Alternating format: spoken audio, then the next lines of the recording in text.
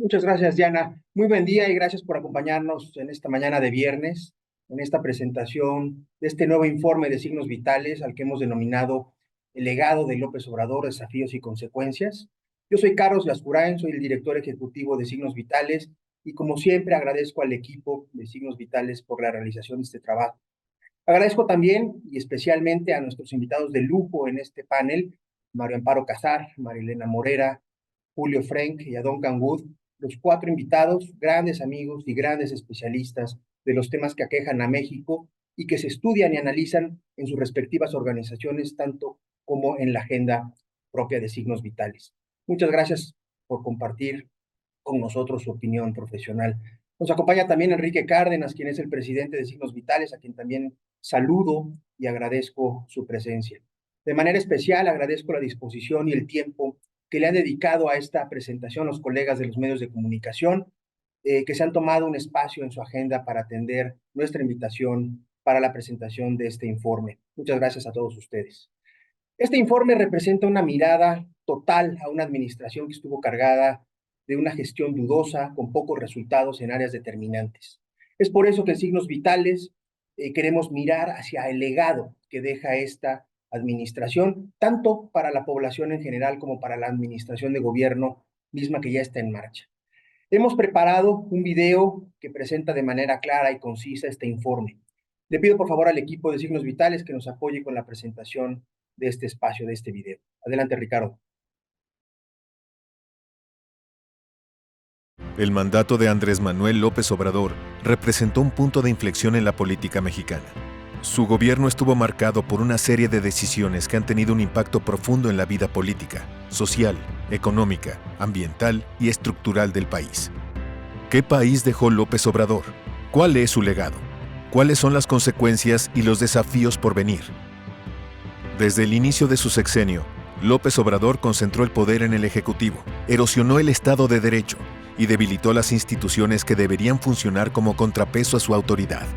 Las conferencias matutinas se convirtieron en el pilar de su gobierno y la narrativa oficial estuvo acompañada de afirmaciones inexactas.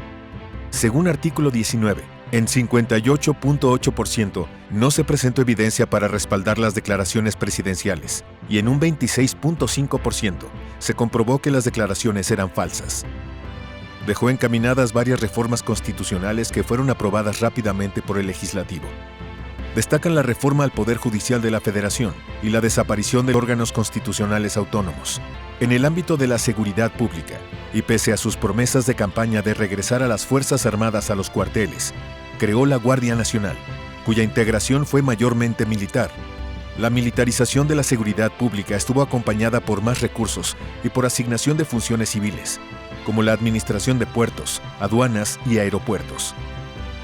Durante el sexenio de López Obrador, la economía se estancó. Apenas alcanzó un aumento acumulado del 5% entre 2018 y 2024, lo que equivale a menos del 1% anual y una reducción en términos per cápita. A pesar de los programas sociales que incluyeron transferencias directas a sectores vulnerables, no se logró atacar las causas estructurales de la pobreza, y los datos muestran que el 36.3% de la población aún vive en situación de pobreza. De hecho, la pobreza extrema aumentó en 400,000 personas. Las pensiones universales tuvieron un fuerte impacto en el bienestar de los adultos mayores y sus familias, aunque sin llegar a toda la población más pobre. El aumento al salario mínimo fue muy importante, pero se crearon empleos con remuneraciones bajas y sin seguridad social. Los programas sociales con transferencias monetarias elevaron los ingresos de los beneficiarios, pero su sostenibilidad financiera es cuestionable. El sistema educativo sufrió retrocesos significativos que afectaron la calidad de la educación y profundizaron las desigualdades en el aprendizaje. En educación media superior, a pesar de programas como las becas Benito Juárez, solo el 52% de los estudiantes que ingresan logran culminar sus estudios.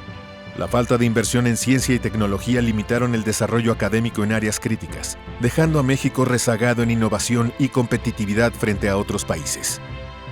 En el ámbito de la salud, la eliminación del Seguro Popular, el fracaso del INSABI y su posterior integración al IMSS Bienestar dejó a más de 30 millones de personas sin acceso a servicios de salud en 2022.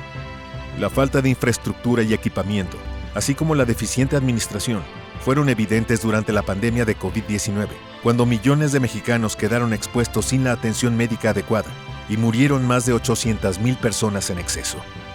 Este sistema fragmentado incrementó el gasto de bolsillo de las familias y afectó especialmente a las personas de menores ingresos. El sector energético se caracterizó por una política que priorizó la autosuficiencia y la inversión en la refinación de hidrocarburos y dejó de lado la transición hacia energías limpias. Durante el sexenio, México aumentó su dependencia en combustibles fósiles y generó mayor contaminación por el uso nuevamente de gasóleo para la generación de electricidad.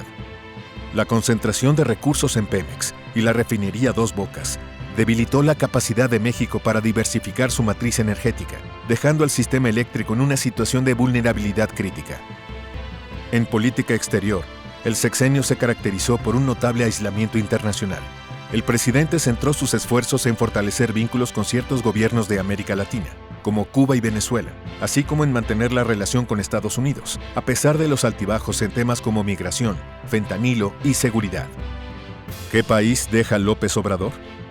La concentración del poder, la polarización política, el debilitamiento y desaparición de las instituciones encargadas de garantizar la democracia y el Estado de Derecho comprometen la capacidad del Estado y el bienestar de la ciudadanía.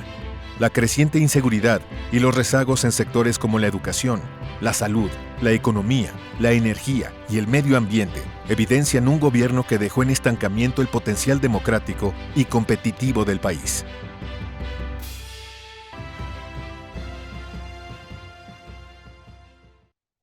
Gracias. Entrando de lleno a los comentarios de nuestros invitados, me permito comentarles la dinámica que tenemos pensada para esta presentación. La idea es que haya una sola ronda de participaciones de aproximadamente unos 10, 12 minutos y posteriormente dar pie a una pequeña sesión de preguntas y respuestas para que los colegas de los medios de comunicación tengan un espacio firme. Finalmente, le pediría a Enrique que pudiera resumir la presentación y hacer los comentarios finales. Sin más, le doy la palabra a María Amparo Casar. María Amparo es una gran especialista en temas de gobierno en México y actualmente es presidenta de la organización Mexicanos contra la Corrupción y la Impunidad. Adelante, María Amparo, por favor, y muchas gracias por estar con nosotros. Muchas gracias, Carlos. Gracias a los panelistas y a todos los que nos acompañan en stream, en vía Facebook. Y bueno, primero, pues felicidades a todo el equipo de Signos Vitales, que desde el 2020 no se nos olvide, viene presentándonos estos reportes especializados sobre prácticamente todos los temas de interés nacional y que están en la conversación pública y que afectan el futuro de México. Creo que no me ha faltado ninguno de leer, y como académica, como comunicadora, les diría yo, me he nutrido una y otra vez en mis artículos periodísticos, en mis publicaciones en general, de la muy detallada, precisa, veraz, porque hay veces que he ido a constatar alguna gráfica, alguna información que nos ponen y no encuentro, la verdad, imprecisiones o falta de veracidad o un intento de moldear la realidad para uno u otro propósito. Creo que el estudio de la realidad nacional es siempre fundamental para la ciudadanía y también debería de ser para los tomadores de decisión. Si yo sacara alguna conclusión después de leer este magnífico reporte, es que ojalá y quienes hoy nos gobiernan, pues le echaran una mirada a cada uno de los temas: educación, medio ambiente, salud, violencia, etcétera, porque hay un diagnóstico que podría llevarnos a políticas públicas pues sustentadas en lo que realmente está pasando.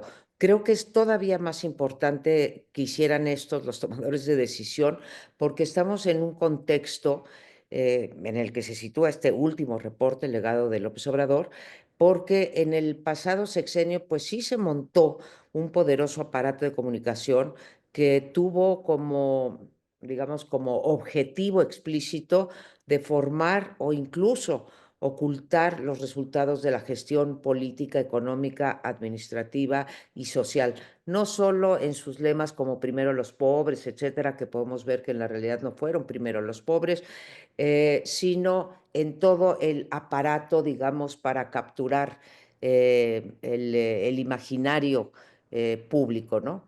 De ahí me parece la importancia de estos reportes y este último que resume muy bien el trabajo que vienen haciendo desde el 20, con una visión, no solamente diría yo una visión alternativa, es una visión basada en datos y en datos comprobables.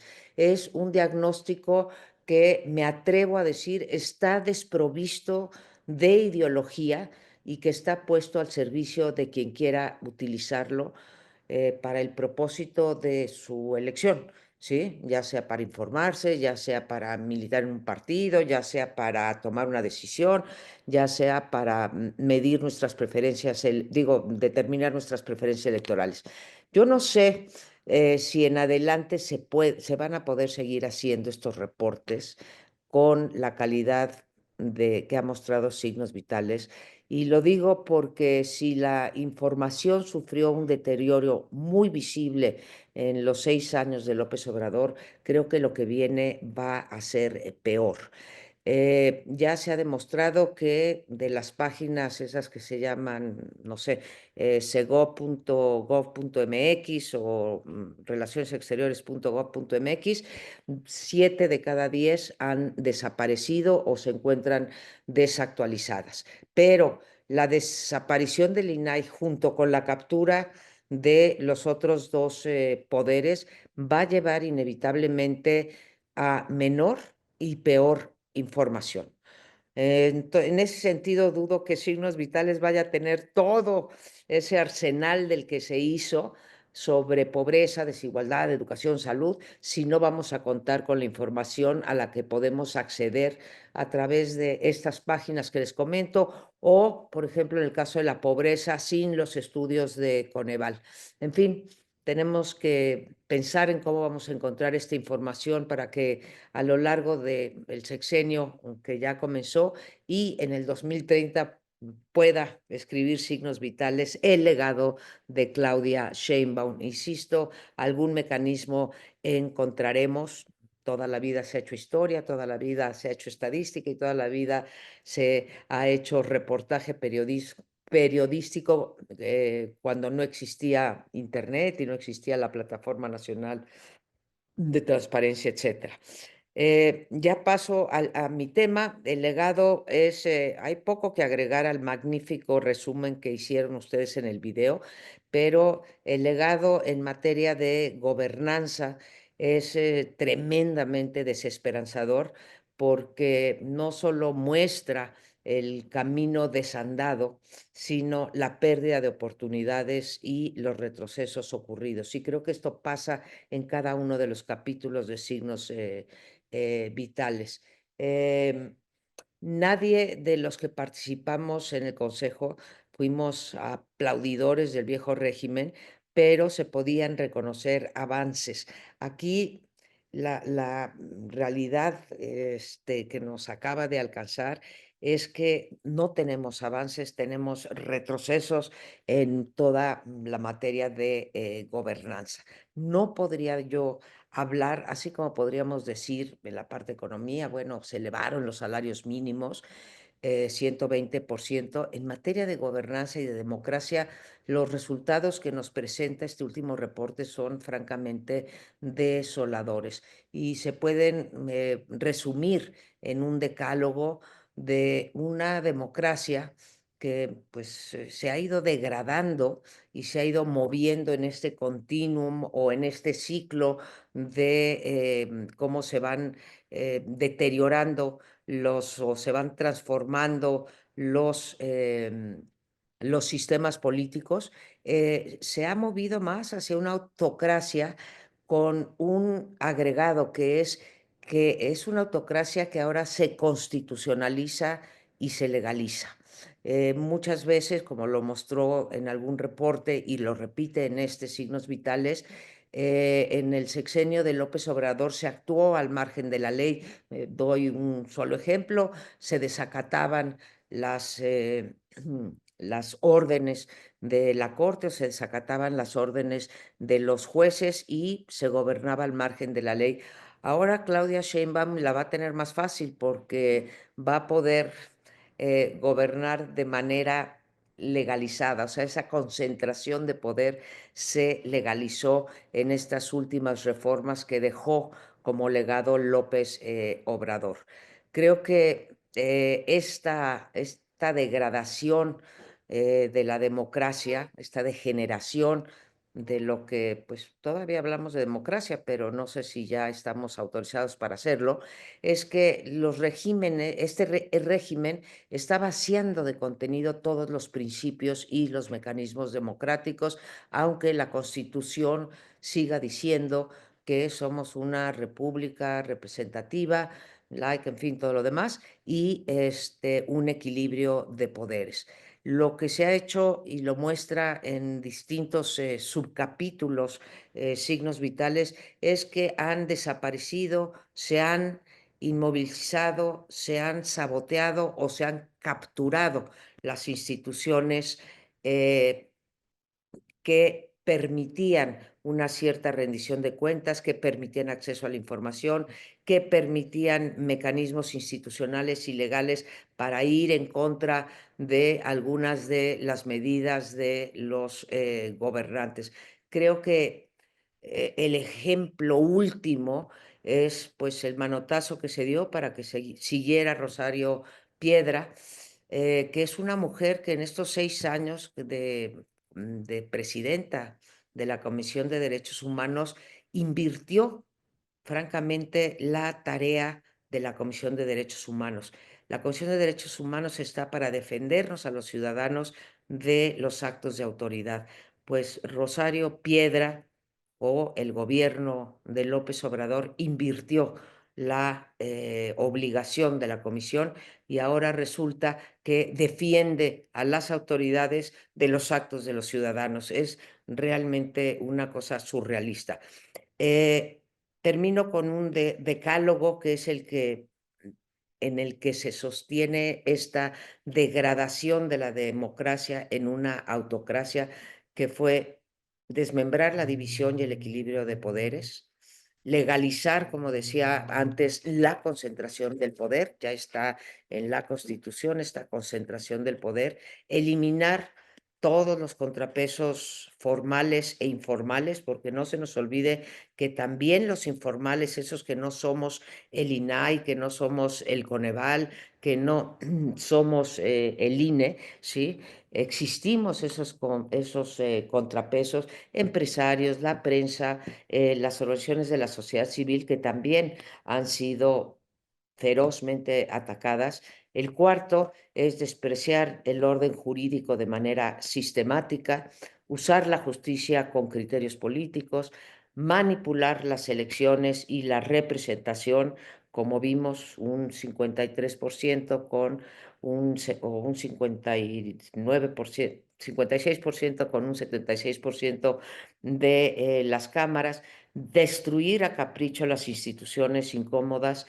8, desmantelar la administración pública. Creo que no nos damos cuenta de lo profundo de la destrucción de, aunque no fueran servicios civiles de carrera formales, pero las capacidades en términos de capital humano que se habían construido en Hacienda, en economía, en relaciones exteriores, etcétera, han desaparecido de una manera, o sea, con este principio de que antes la lealtad que la capacidad está documentado, y instalar el reino de la opacidad, que es el noveno, y suprimir también la convencionalidad del derecho internacional, que aunque dicen que, bueno, ya se modificó esa parte de la Constitución, vamos a ver, porque tampoco hemos sido los campeones. Entonces, estas 10 cosas son las que me llevan a decir que no podemos hablar como no puede hablar signos vitales en las más, bueno, en las alrededor de 70 páginas que le dedica a la gobernanza, al cambio de régimen, a la militarización de la que hablará María Elena, nos da cuenta, ni una sola. Es muy difícil hablar de un sexenio en donde no haya en materia democrática avances que presumir, pero ahí estamos y yo espero que larga vida a signos vitales, a todos nosotros que participamos, y encontremos los mecanismos para poder seguir prestando este servicio tan importante. No quiero terminar con un tono tan pesimista. Creo que estar en tregua no es estar en paz, pero sí entre dos batallas, y yo espero que la batalla democrática la podamos, todos los demócratas de cualquier color, la podamos ganar, o cuando menos podamos evitar las regresiones o revertir las regresiones que hemos sufrido en este sexenio. Felicidades de nuevo a Carlos, a Enrique y a todo el equipo de Signos Vitales. Gracias, Carlos. Muchísimas gracias, María Amparo, por tus comentarios y siempre tus porras. Eh, Le doy la palabra a una gran especialista en temas de seguridad en México, Marielena Morera, quien es presidenta de la organización Causa en Común, una organización que es un referente invaluable para conocer el detalle y las graves situaciones de inseguridad que vive el país. Adelante, Marielena, por favor, gracias. Muchas gracias. Muy buenos días a todos y todas. Me da mucho gusto estar en esta presentación de Signos Vitales, que me parece fundamental el trabajo que ha hecho, porque pues muchas organizaciones hacemos cosas en nuestro ámbito. Sin embargo, Signos Vitales lo que hace es ver todo lo que se hace y con datos del gobierno y con la certeza de organizaciones que son serias, pues nos hace este resumen de lo que ha sucedido en, en el gobierno de López Obrador, y pues que la destrucción, como ya decía María Amparo, seguirá adelante y será más difícil hacer estos estudios tan importantes y dejar para la historia lo que nos sucedió en el gobierno de López Obrador. Me parece muy importante este estudio y considero que el engaño, la destrucción y el aumento de las violencias es realmente el legado del sexenio de Andrés Manuel López Obrador. Como lo muestra el estudio, contrario a su promesa de reducir los delitos en un 50%, de quitar la corrupción y todas las mentiras que nos dijo con esto de que usa otros datos, que no es más que decirnos mentiras, pues realmente todo lo que tenemos como resultado de una falta de estrategia o posiblemente de una estrategia así concebida es que aumentaron muchísimo las violencias. Y empezaría por lo último, ¿no? La violencia y la inseguridad tuvo un aumento, como lo muestra el estudio, infinito en temas de homicidios y feminicidios. Se contabilizaron con cifras oficiales alrededor de 200,000 homicidios y feminicidios en este sexenio. Quiere decir que pues uno cada 15 minutos. Más de 30,000 niños y jóvenes fueron reclutados por el crimen organizado, 50,000 personas desaparecidas y no localizadas durante el sexenio, más de 378,000 personas desplazadas, miles de personas extorsionadas, y no quiero dejar de decirlo, 2,447 policías asesinados. Cuando en un país se permite esto, se permite que le quiten al Estado pues un pedacito de lo que es el Estado cada vez que matan a un policía y que no hay consecuencias, porque como bien lo termina señalando el estudio, pues realmente la impunidad es tan barata en México. Violar los derechos de las personas, matar y con la crueldad que lo están haciendo es tan barato en México que pues realmente pues no hay por qué no hacerlo, ¿verdad? Entonces, este sexenio al final del día con sus propios datos nos dice todo lo que hicieron mal, ¿no? Y sí, Causa en Común siempre había reconocido en todos los sexenios lo que se había hecho bien y por supuesto criticado lo que se había hecho mal. Sin embargo, en este sexenio, desgraciadamente, como lo dice María Amparo en sus temas, pues no hay nada que nos pueda decir, bueno, en este poquito sí avanzamos. Estos resultados son muy pobres para todo un sexenio, pero no solo eso, hemos retrocedido enormemente en términos de derechos y de libertades. Y una de las formas que nos llevó a retroceder fue precisamente la militarización y el militarismo. El militarismo que ya venía desde el 2007, sin embargo, pues fue acelerado en este sexenio de manera inaudita. Y lo que tenemos como consecuencia es que deshicieron la Policía Federal y entonces nos dejaron solamente en manos de los militares. Y no es porque los militares sean buenos o malos, ¿no? Como bien señala el estudio, ya lo decía María Amparo, aquí no es con un sesgo, simplemente es porque los militares pues no tienen en su misión ser policías. Y entonces pues el resultado fue terrible porque nos pusieron una Guardia Nacional que al final pues ha terminado teniendo alrededor de 130,000 elementos, pero como lo muestra el estudio, no tenemos datos de lo que hicieron después, pero en 2022, por ejemplo, con 118,000 elementos que tenía aproximadamente en esa época la Guardia Nacional, detuvieron y presentaron ante el Ministerio Público solamente a 2,862 personas, mientras que una policía municipal con 600 elementos, como es la policía de Celaya, presentó a más de 3,000 personas, ¿no? Entonces, ese es el tamaño del fracaso de la Guardia Nacional. Como lo dicen signos vitales, pues por cada miembro de la Guardia Nacional solamente se detuvo a 0.07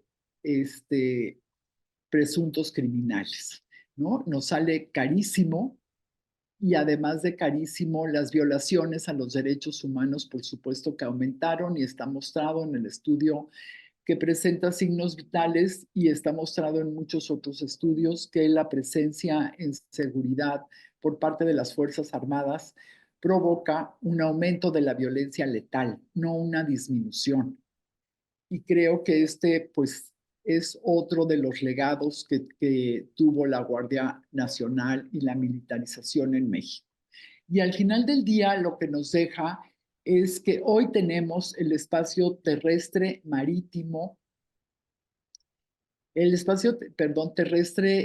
marítimo y también, por supuesto, el el espacio terrestre, marítimo y aéreo en manos de las Fuerzas Armadas. Es decir, este gobierno, Andrés Manuel López Obrador, cogobierna con las Fuerzas Armadas. Y no solo eso, sino que además de eso, aumentó la presencia de militares en muchos otros ámbitos que nada tienen que ver con la seguridad. Un dato que pasó desapercibido por muchos, pero que lo menciona, por supuesto, el estudio de signos vitales, es el cambio al artículo 129 constitucional. En la reforma que hizo, pues que la pasaron de último minuto para hacerle un regalo a López Obrador, la reforma al 129 constitucional completamente pasó desapercibida por la mayoría de la oposición y es uno de los legados más peligrosos para nuestra democracia o para lo que decíamos que era nuestra democracia y que tendremos que volver a reconstruir, porque hace que las Fuerzas Armadas hoy puedan intervenir en cualquier ámbito de la vida pública del país, es decir, no solo en la seguridad, los podremos ver próximamente quizás en el Banco de México, por ejemplo, ¿no? Entonces, este desequilibrio civil-militar que provocó López Obrador me parece que es uno de los mayores problemas que nos deja, junto con la destrucción, por supuesto, del sistema de justicia y con la destrucción de los órganos autónomos que pues lo acaban de hacer. Sin embargo, también es parte del legado de Andrés Manuel López Obrador. También, pues otro de los legados es el presupuesto que les dieron durante todo el sexenio en las Fuerzas Armadas, un presupuesto exorbitante que nos genera un círculo vicioso, porque entre más presupuesto tienen las Fuerzas Armadas, menos presupuesto se le dio a las policías y a las fiscalías de este país. Y si bien hay una gran responsabilidad en los gobernadores, me parece que la mayor responsabilidad es en el gobierno federal por no haber exigido a los gobernadores que cumplieran con con las responsabilidades que ellos tienen, que su principal responsabilidad pues es precisamente asegurarse que los ciudadanos que viven en sus estados vivan en paz y con seguridad. Entonces, pues ya para terminar, simplemente decir que el legado que nos deja López Obrador en seguridad y en justicia es un legado que nos regresó, pues quizás hasta principios del siglo pasado, ni siquiera a mediados del siglo pasado, donde ya no tenemos ninguna otra fuerza más que las Fuerzas Armadas para que nos protejan y sin embargo las Fuerzas Armadas no están preparadas para protegernos. Le doy nuevamente las gracias a Signos Vitales, por supuesto, a nuestro querido Enrique Cárdenas y a Carlos por el gran trabajo que hicieron. Esto queda para la historia y si bien pues no cambia la historia, sí nos sirve para que no cometamos estos errores en años venideros. Muchas gracias. Muchísimas gracias, María Elena. Gracias por tus comentarios, por tu participación. En esta misma dinámica le doy la palabra al doctor Julio Frank, quien es especialista en temas de salud pública y educación superior. Actualmente Julio entiendo que está en transición, pero es el rector actualmente de la Universidad de California en Los Ángeles. Julio, te doy la palabra para que puedas comentarnos hacer tus comentarios. Adelante, gracias. Muchas gracias. Me da mucho gusto saludar a todos los que están siguiendo esta discusión. Ha sido un privilegio participar en el Comité Ejecutivo de Signos Vitales y yo quiero también unirme a las felicitaciones, Enrique, Carlos y todo el equipo por este espléndido informe de más de 600 páginas con una riqueza de documentar los principales temas de la vida nacional en estos 6 años que terminaron ahora recientemente a finales de septiembre. Y yo, antes de enfocar un poco más en el tema de salud, quisiera empezar con una reflexión sobre la palabra clave del título de este informe. La palabra clave es legado. La palabra legado normalmente tiene una connotación positiva. Es aquello que dejamos para los que vienen después. Eso es lo que quiere decir legado. Es aquello por lo que seremos recordados. Normalmente tiene una connotación positiva, alude a los valores, a los atributos de liderazgo, de movilizar a la gente, porque los legados normalmente requieren de una voluntad colectiva de persuadir, de movilizar alrededor de valores. Pero al final de cuentas, independientemente de los valores que se articulan, los legados se miden por sus resultados. Y en ese sentido, porque es algo tan ligado al concepto de liderazgo, yo siempre he dicho que la obligación fundamental de todo líder es proteger el legado que recibió de los que vinieron antes y entregarlo enriquecido a los que vienen después. Esa es para mí la prueba de fuego de si un legado es positivo o negativo. Se protege lo que había antes positivo, se modifica lo que había que modificar y ese legado se entrega enriquecido. Por ejemplo, en el campo de la salud, en donde ha habido una construcción de instituciones. Las instituciones, por cierto, no son nada más las organizaciones y las burocracias. Las instituciones son los mecanismos que los humanos hemos diseñado para trascender el hecho de que todos estamos solamente por un tiempo limitado, ya sea en un puesto, en una posición, sobre todo en el servicio público, o en la vida, porque todos nos morimos en algún momento. Y las instituciones permiten que esos legados se vayan construyendo a lo largo del tiempo. Yo veo lo que ha pasado en México en materia de salud y voy a poner solamente un ejemplo con quizás el indicador central de salud, que es la esperanza de vida al nacimiento, que es un resumen de los niveles de mortalidad en una población. Después del incremento en la mortalidad durante la fase armada de la Revolución Mexicana, que incluyó la pandemia de influenza de 1918, a partir del final, a principios de los años 20 del siglo pasado, o sea, por un siglo completo, año con año, todos los años, la esperanza de vida en México aumentó. Los incrementos cada año podrían parecer pequeños, pero cuando los ve uno acumulados a lo largo de un siglo, son incrementos de más de 30 años en la esperanza de vida promedio de los mexicanos. Y se fueron acumulando año con año. En ese proceso, México erradicó la viruela. La conquista de México no hubiera sido posible si los españoles no hubieran traído la viruela. 90% de mortalidad ocasionó entre la población indígena con la que entraron en contacto los españoles. Se eliminó la poliomielitis, una de las causas no solamente de enfermedad y muerte infantil, sino de angustia para padres y niños por las secuelas que ocasionaba. Se controlaron infinidad de enfermedades prevenibles por vacunación. Se fueron construyendo las instituciones que permitieron año con año aumentar. Yo diría que obviamente hay también legados negativos. Y los legados negativos es cuando no se cumple esa regla. Proteger lo que había bueno antes y entregarlo enriquecido a los que siguen. Y en materia de salud, y creo que en todos los ámbitos que cubre este informe, el legado principal del gobierno de López Obrador es haber destruido los legados que se construyeron antes. Toda esa construcción de legados fue destruida y llevó al país a unos retrocesos enormes.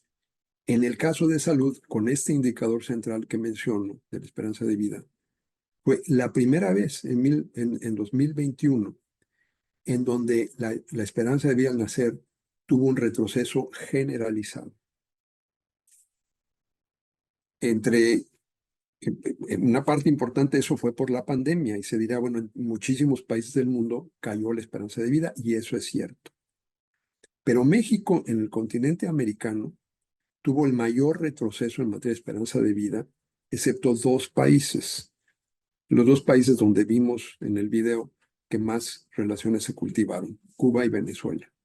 En el caso de México, se retrocedió en 2021 a la esperanza de vida que había en México, 991. O sea, se perdieron 30 años de legado en esa construcción desde los años 20 del siglo pasado. Esos últimos 30 años se borraron. Tenemos que volver a empezar de donde estábamos en 1991.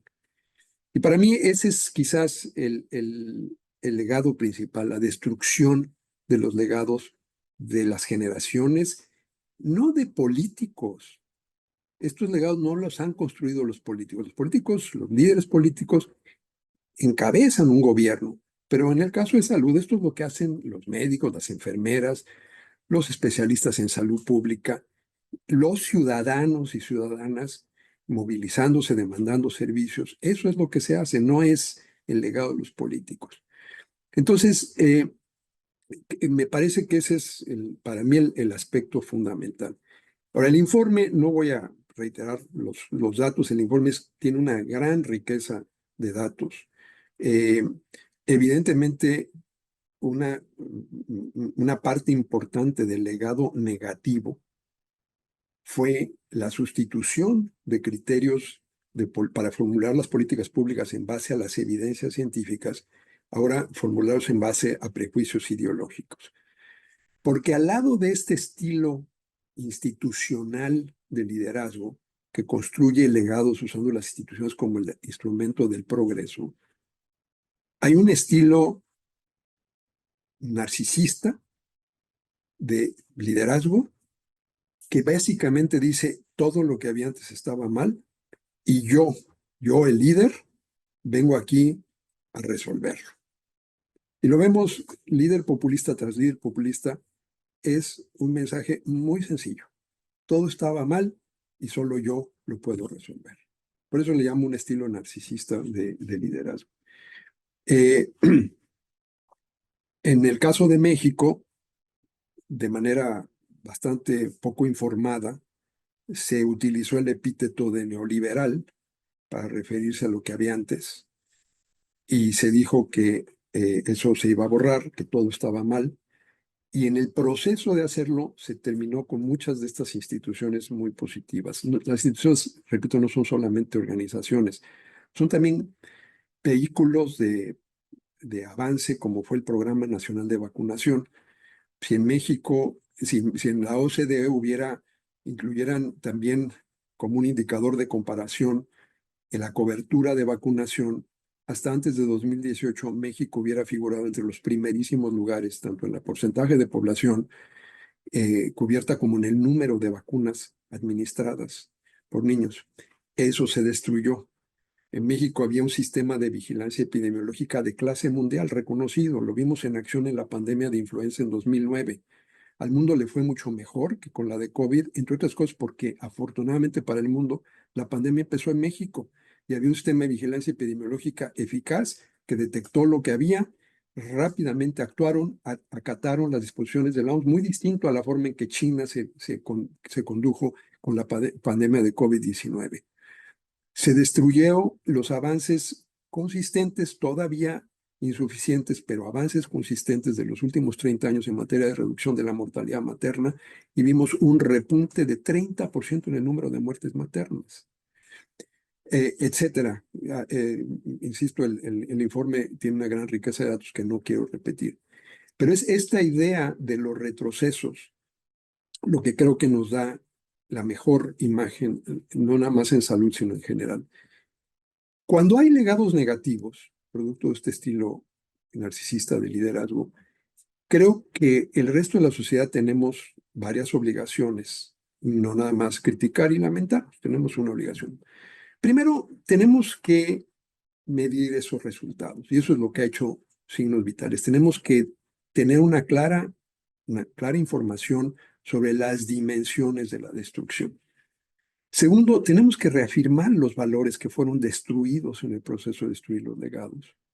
En el caso de México, urgentemente, los valores de la gobernabilidad democrática, que tomó nuevamente décadas construir hasta que finalmente México tuvo la certidumbre de tener elecciones limpias y libres, algo que se ha retrocedido, la idea de los valores que están plasmados en el proyecto democrático de México. Tenemos que también la obligación de asignar claramente responsabilidades y decir quién hizo lo que hizo, por qué ocurrió lo que ocurrió. No nada más para tener una satisfacción psicológica, sino también porque hay un elemento de rendición de cuentas que debemos mantener y seguir insistiendo. Y finalmente, tenemos una obligación fundamental que es aprender las lecciones. Creo que si hay una gran lección de estos 6 años que estamos comentando, es que es mucho más fácil destruir que construir. En cada uno de los ámbitos que hemos estado discutiendo, hubo esta idea de que todo estaba mal, se destruyó, y lo que reemplazó a lo que se sustituyó, a lo que se destruyó, fue mucho peor. Legado, por cierto, la idea positiva del legado implica que no creemos que lo que hay ahora es lo mejor. Creemos que hay que seguir construyendo. Por eso digo que la obligación es entregar el legado enriquecido, porque hay espacio para el enriquecimiento. Pero es más fácil destruir que construir. Y nuestra última obligación es persuadirnos de que nada de esto es para siempre. Y de que si mantenemos la confianza en la posibilidad de seguir avanzando y mantenemos claros los valores democráticos que creo, como dijo María Amparo, que independientemente de militancias, todos creo que defendemos, hay cosas que se pueden hacer. En materia de salud, y con esto termino, hay cosas urgentes, hay 5 cosas urgentes: restablecer el abasto de medicamentos, restablecer los niveles de vacunación, detener el aumento de muertes maternas, restablecer el sistema de vigilancia epidemiológica porque habrá futuras pandemias y volver a tomar el ritmo del aumento progresivo que hubo en el presupuesto de salud hasta 2015 y que el gobierno anterior mantuvo el deterioro constante de su inversión. El primer año del nuevo gobierno no promete muy bien, no pinta muy bien, porque nuevamente vemos un recorte. Como dice el informe, esta es la deuda, salud es la deuda social más grave de todas, porque la educación es el futuro de la gente y la salud es el presente. La gente que se muere hoy ya no tuvo futuro. Pero tenemos por eso que hacer esas 5 acciones urgentes, el nuevo gobierno. Yo espero que se enfoquen en eso, hay mucho que reconstruir. Y luego sobre esa plataforma, retomar el camino. El camino, irónica y paradójicamente, era el camino hacia un sistema de salud más parecido a Dinamarca.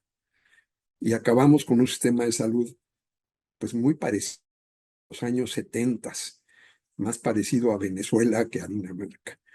Sin embargo, yo sí creo que una de las obligaciones que tenemos como ciudadanos es no dejar de aprender las lecciones y en ese aprendizaje de lecciones mantener firme la convicción de que el progreso es posible si seguimos movilizados y orientados por los valores democráticos que a todos nos deben guiar.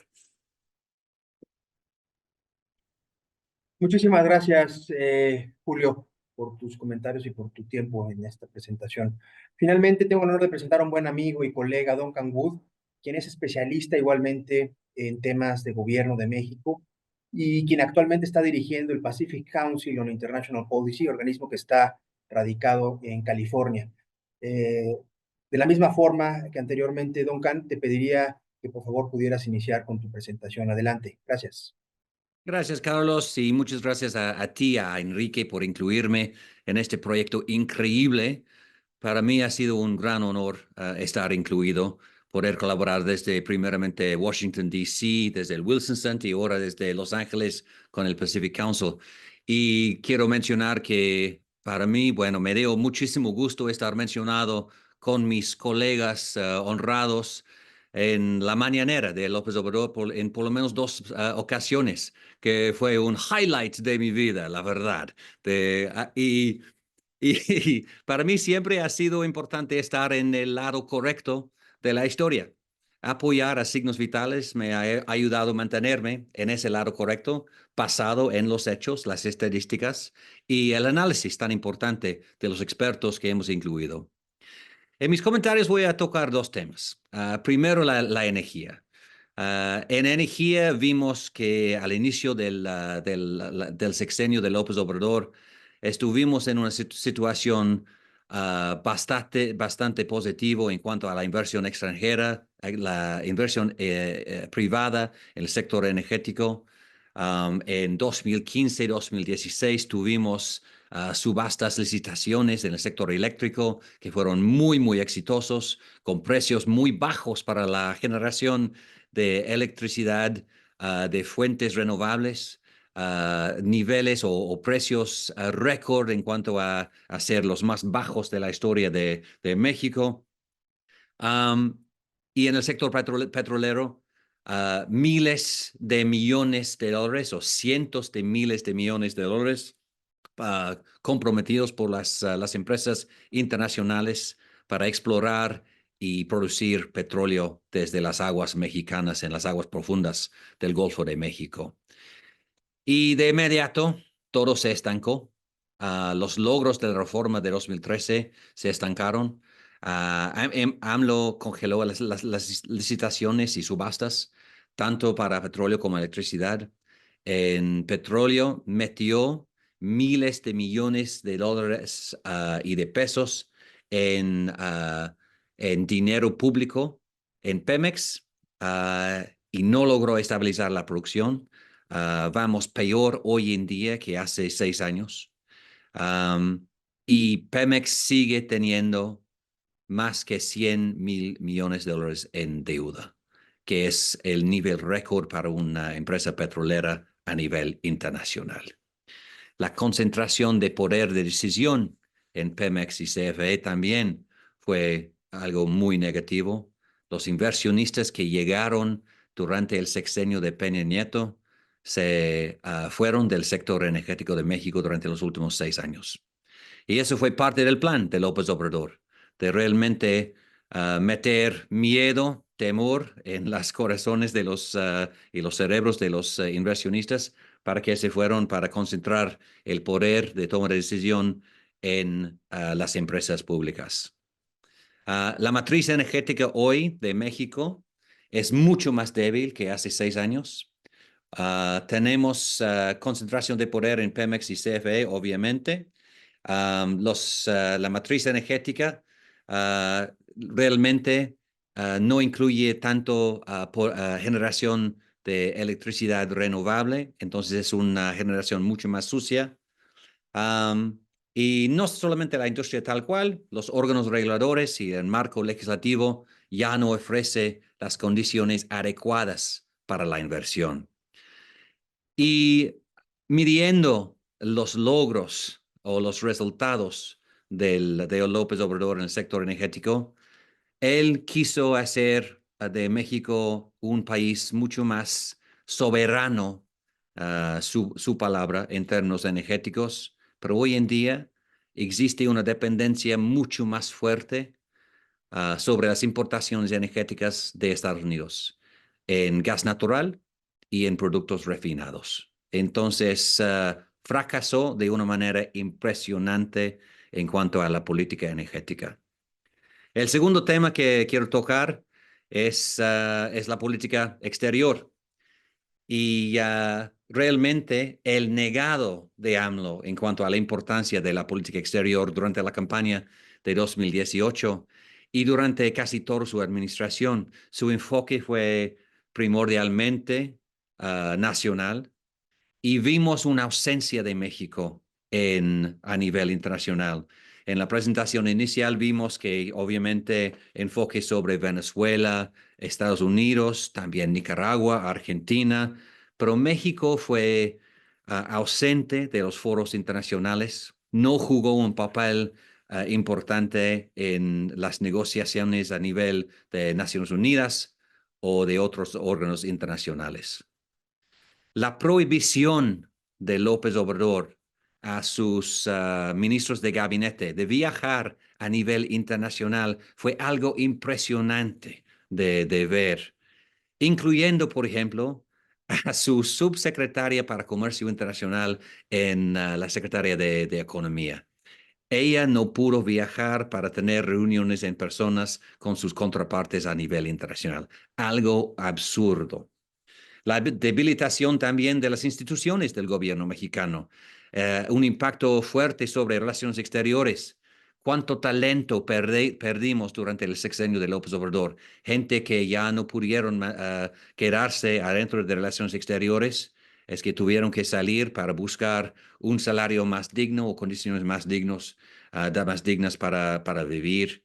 Y gracias a Dios, Relaciones Exteriores sigue siendo una secretaria que es más profesional que la gran mayoría de los demás departamentos secretarios de gobierno, y tenemos mucho talento todavía, pero es una secretaría más débil hoy en día que antes.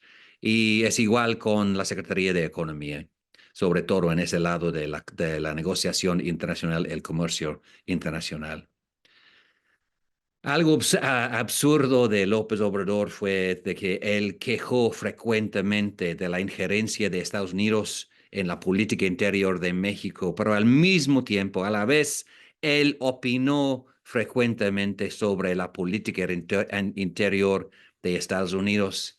Y eso nos ha dado un legado muy, muy negativo en Washington, de que el Partido Republicano se siente como México no es un amigo, no es un socio, no es un aliado, de que ya México es un país que no ofrece condiciones básicas para la seguridad de Estados Unidos, no está cooperando con Estados Unidos en cuanto a migración, que no está haciendo lo necesario para mantener afuera las inversiones de China, etcétera, etcétera. Y México también perdió muchos de sus amigos en el lado demócrata del Congreso. Es que ya cuando hay declaraciones negativas sobre México desde algún lado de Estados Unidos, ya no hay nadie que se levanta y dice, oye, México es importante para Estados Unidos. Eso es un gran cambio, es una gran pérdida en cuanto a la diplomacia mexicana. Entonces, para resumir todo, México hoy en día es menos preparado para la segunda administración Trump gracias a las acciones de AMLO. México no tiene el mismo talento, México no tiene los mismos amigos en Washington y México está realmente frente a la pared en cuanto a los próximos 4 años. Gracias, Carlos. Muchas gracias, mi querido Duncan, por tu participación. Finalmente, Enrique, te cedo la palabra para tus comentarios finales y evidentemente el cierre de la presentación. Y así para pasar finalmente a a la sección de preguntas, por favor, Enrique. Muy breve, porque ya nos hemos ido recorriendo un poco en el tiempo, pero primero que nada agradecerle a todos ustedes, los panelistas y desde luego los medios de comunicación y a todos los que estén escuchándonos su presencia. Yo lo que quisiera en términos del legado, pues en la parte más económica, digamos, que faltaría quizás mencionar un poquito sobre eso en lo que hemos dicho hasta ahora, es en primer lugar la falta de dinamismo de la economía, un estancamiento real donde prácticamente tuvimos una contracción en términos per cápita. Se veía venir desde el principio, desde la ausencia de inversión y donde la inversión extranjera se había venido reduciendo y que más bien la inversión que había era reinversión de utilidades, pero no había plantas nuevas. Eso se veía desde hace 3 o 4 años. El deterioro del Estado de Derecho también ha influido para disminuir las inversiones, como ya dijo Duncan, en el sector energético, pero no solo en el sector energético, también en otros más. Y al final de cuentas, al no haber inversión, pues lo que puedes saber es que en unos años va a haber menos crecimiento. Entonces, los últimos años, que han sido de muy baja inversión y que la que ha habido ha estado concentrada en 2 o 3 obras que no tienen una rentabilidad social clara y positiva, la cancelación del aeropuerto desde el principio, se acordarán ustedes, a fines del 2018 del aeropuerto de la Ciudad de México, ahí empezaba digamos, este deterioro de la inversión. Que como digo, es un predictor esencial para saber qué es lo que va a pasar hacia adelante. Y esto tiene secuelas porque al final de cuentas lo que va a ocurrir en la actividad económica, en el empleo, se refleja en los ingresos públicos y estos a su vez se tienen que reflejar en los gastos.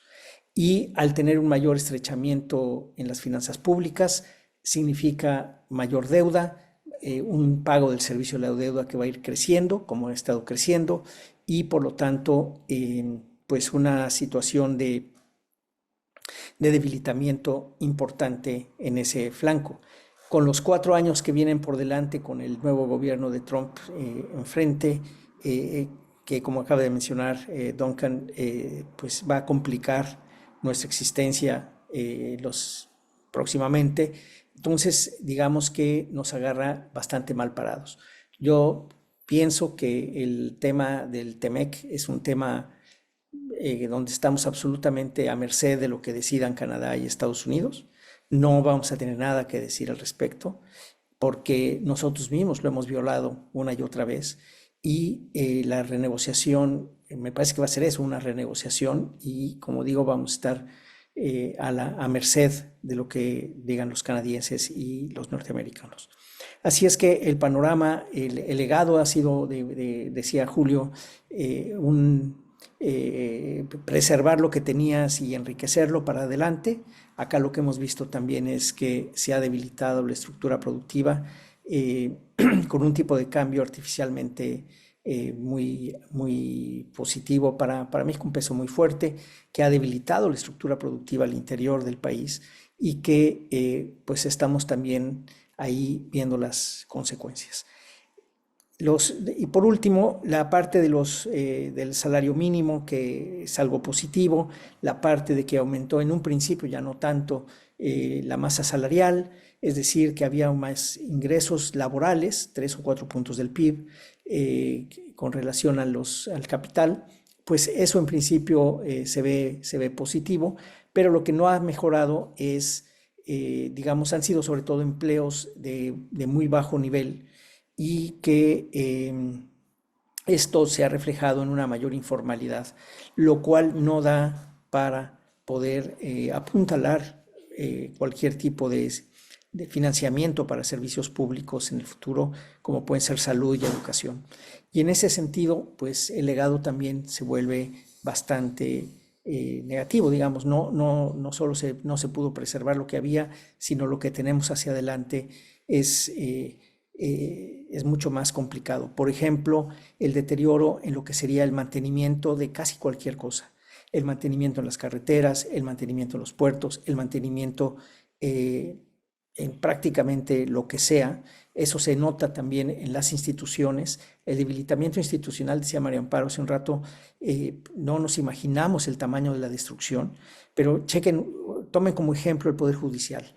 La destrucción institucional al permitir que los jueces que han sido especializados y que han estudiado por tanto tiempo se vayan, eso desde el punto de vista simplemente de capacidad humana representa un tremendo deterioro, que se suma al deterioro que ha habido en la Comisión Nacional Bancaria y de Valores, por ejemplo, o en la Comisión Nacional de Derechos Humanos, o en la Secretaría de Economía, como ya mencionaba Duncan, en la Secretaría misma de Relaciones Exteriores, en la Policía Federal, María Elena, o sea, lo notas por todos lados. Y ese legado negativo me parece que sí es sumamente grave porque no te da herramientas, instrumentos para poder construir de manera rápida, sino tienes que volver a reconstruir una calidad de gobierno que te permita hacer las cosas mejor, más eficiente y que te lleven realmente al puerto que deseas estar.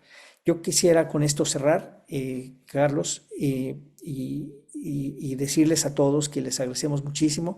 Yo espero que este reporte, como lo platicamos en aquella reunión con este comité ejecutivo, más otros 2 o 3 miembros que no nos pudieron acompañar hoy, trataba justamente de ver eso, el legado de López Obrador, poderlo documentar, poderlo dejar allí escrito y que podamos estarnos refiriendo, vamos, que lo tengamos como un elemento de referencia, una obra de referencia que nos permita recordar por qué estamos donde estamos. Muchísimas gracias, muchas gracias Carlos, a todos, el equipo de Signos Vitales también. Gracias a todos. Muchas gracias, Enrique, por tus comentarios finales. Y bueno, con esto cerramos la presentación de este reporte. Les recuerdo que el reporte ya se encuentra disponible en nuestra página de internet www.signosvitalesmexico.org. Si tienen algunas preguntas, las pueden canalizar a través de libre expresión y poderlas contestar nosotros y regresarlas a cada uno de ustedes que nos las envíen. Con esto cerramos la participación. Agradezco la presencia de María Amparo, de María Elena, Julio y Duncan, evidentemente Enrique. Y gracias a todos ustedes también del otro lado que nos están escuchando para atender esta presentación. Gracias. Buen día.